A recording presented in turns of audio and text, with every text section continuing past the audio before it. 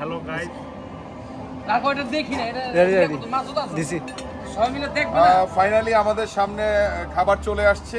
আমরা 2 কেজি 700 গ্রাম ওজনের ইয়া তো দেয় নাই সেই কোরাল, লাল কোরাল যেটাকে বলে লাল সতেজ একটা কোরাল আমরা কিনেছিলাম, ক্রয় করেছিলাম এবং আমাদের সম্মুখে সকল প্রসেসিং করে খুব স্বাস্থ্যসম্মতভাবে কোরালটাকে বারবিকিউ করা হয়েছে এবং বারবিকিউটা খুব সুন্দর হয়েছে। আমরা দেখতেই পাচ্ছি যে সুন্দর একটা কালার আসছে কিন্তু। টমেটো কাইটা দিলেন না ভাই?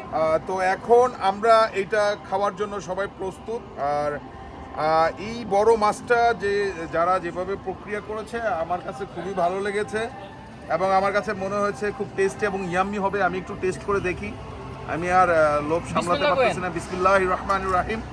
মাসুদ আইলো না?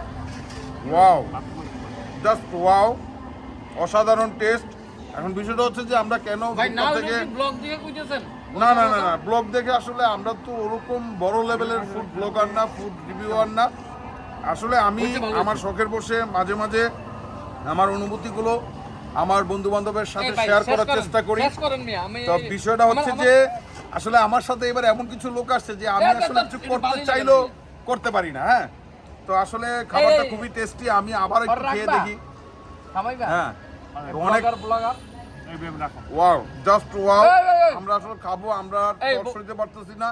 হ্যাঁ, খাবারটা যথেষ্ট টেস্টি এবং ইয়াম্মি হয়েছে। আপনারা যদি কক্সবাজার আসেন, আপনাদের রেস্টুরেন্টের নামটা বলে দেন। তরঙ্গ। তরঙ্গ থেকে বারবিকিউ খেতে পারেন, নিঃসন্দেহে যথেষ্ট স্বাস্থ্যসম্মত এবং হেলথ অ্যান্ড হাইজেনিক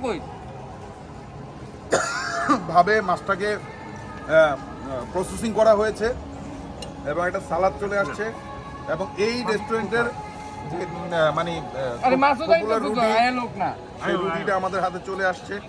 হ্যাঁ, তো আমরা একটু খেয়ে টেস্ট করে দেখি রুটি দিয়ে কেমন লাগে। ব্লগার বানতেন ভাই। Wow, just wow. Okay, thank you. Thank you কাটো